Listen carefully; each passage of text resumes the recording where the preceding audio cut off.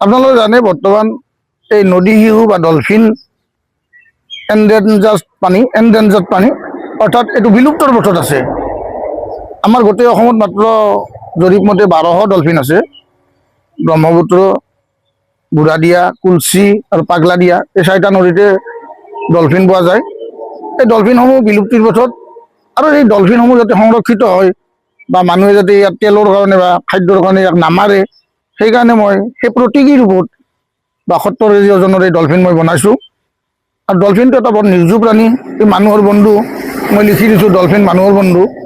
আজিকালি মানুহে মানুহক হিংসা কৰে, ইজন মানুহে সিজনক হিংসা কৰে, আৰু কিন্তু ডলফিনে সাগৰত পৰি যোৱা মানুহ, নদীত পৰি যোৱা মানুহক ঠোঁটেৰে আনি পাৰত উঠাই দিয়ে।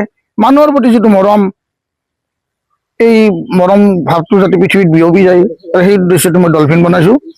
মানুহে মানুহক মৰম কৰক, হিংসা ভাৱ পৰিহাৰ কৰক, আৰু মানুহে ডলফিনক সংৰক্ষণ কৰক। মৎস্য থাকিলে পানী শুদ্ধ হয়। ডলফিন মাছৰে প্ৰতীক, মৎস্য অৱতাৰৰ অংশ।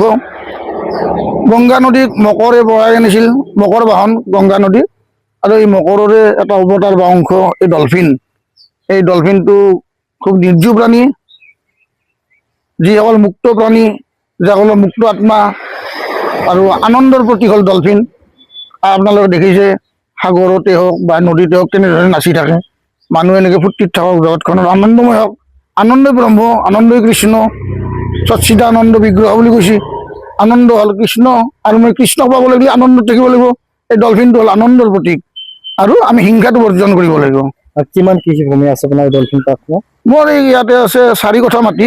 মোৰ দেউতাৰ নামত হৰে কৃষ্ণ কৰুণালেন নামৰ এই পাৰ্কখন বনাইছোঁ। ইয়াতে মোৰ ভৱিষ্যত পৰিকল্পনা ফাউণ্টেন থাকিব, মিউজিক ফাউণ্টেন, মিউজিক ছিষ্টেম থাকিব। আমাৰ জুহু, নয়দা এইবিলাকত আমাৰ ভকত আছে। মই ইস্কনৰ মেম্বাৰ। মই এনে ডাক বিভাগত কাম কৰোঁ, ভাৰতীয় ডাক বিভাগত। ক'ত কাম কৰে? মোৰ বৰ্তমান Bongaigaon station, new Bongaigaon station, তাত RMSৰ মই এজন কৰ্মচাৰী। আৰু আমাৰ যিজন চিফ পোষ্ট মাষ্টাৰ জেনেৰেল, তেখেতেও আমাক এই বিষয়ত আগবাঢ়িবলৈ অনুপ্ৰেৰণা যোগাইছে। আমাৰ 70টি পোষ্টেল ডাক বিভাগৰ মানুহে মোক ডলফিন বনোৱাত উৎসাহ যোগাইছে, তেখেতসকলক মই ধন্যবাদ জনাইছোঁ। কেনেকুৱা ৰাইজৰ সঁহাৰি খুব ভাল। বিশেষকৈ মোৰ ভাল লাগে যেতিয়া স্কুলৰ ল'ৰা ছোৱালীবিলাকে আহি ইয়াতে ডলফিনক নমস্কাৰ দি যায়, এইটো মোৰ খুব ভাল লাগে। পৰিকল্পনা আছে নেকি আৰু অন্য কিবা? মই কেইটামান বস্তু বনোৱাৰ পৰিকল্পনা আছে। এতিয়া বয়সো হৈ আহিল, তথাপিতো মই হাড়গিলা, বিলুপ্ত জগতৰ প্ৰাণী, তাৰপিছত আপোনাৰ বামুণ ভেকেলা, পাত বেং, গংগা টোপ, এইকেইটা বনোৱাৰ কাৰণে মই চেষ্টা কৰিম। ইয়াৰ উপৰিও আপুনি বিভিন্ন কাঠত মই মূৰ্তি কাটিছোঁ। কাঠত মই কাটিছোঁ অশোক স্তম্ভ, গান্ধী, মহাত্মা গান্ধী, ফিগৰা বোলা এটা এই আপোনাৰ ডাঙৰ ঘোঁৰাৰ মূৰ্তি কাটিছোঁ, আৰু সাগৰীয় ঘোঁৰাৰ ছবি কাটিছোঁ।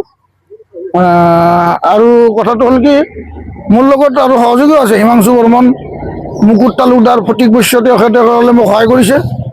আৰু নহ'লে ইমান ডাঙৰ এটা প্ৰজেক্ট কৰা সম্ভৱ নহয়। আৰু মই সদায় ৰাইজক আহ্বান কৰোঁ যাতে এই ডলফিন পাৰ্কখন চাই আনন্দ লাভ কৰে, লগতে মোক উৎসাহ কৰি দিয়ে। মোৰ মা আছে, মায়ে তেখেতেও সহায় কৰিছে। আপুনি জড়িত হৈ আছে শিল্পকলাৰ সৈতে? মই 2000 চনৰ পৰা জড়িত আছোঁ, আজি 26 বছৰে হয়। মোৰ সি গুৰু আছিল মানে তেখেত বৰ্তমানো আছে। তেখেত শ্ৰী নিপেন বৰ্মন, তেখেতে কাঠৰ মূৰ্তি কাটে, আৰু মোক প্ৰথম কাঠৰ মূৰ্তি শিকাইছিল।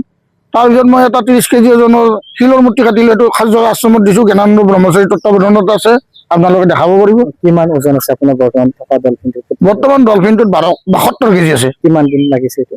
এইটো 90 দিন গৈছে। 90 দিন। 90 দিনত। উচ্চতা আৰু আকাৰ কিমান মান? এইটো বৰ্তমান আমাৰ 7.5 ফুট ওখত আছে, আৰু ইয়াৰ 72 কেজি ওজন আছে।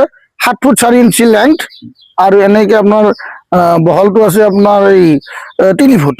আপুনি বিচৰা বাতৰি পাব কেৱল নিউজ 18 এপত। নিউজ 18 এপ ডাউনলোড কৰিবলৈ স্কেন কৰক এই QR কোড। গুগল প্লে ষ্টৰতো পাব এই নিউজ 18 এপ।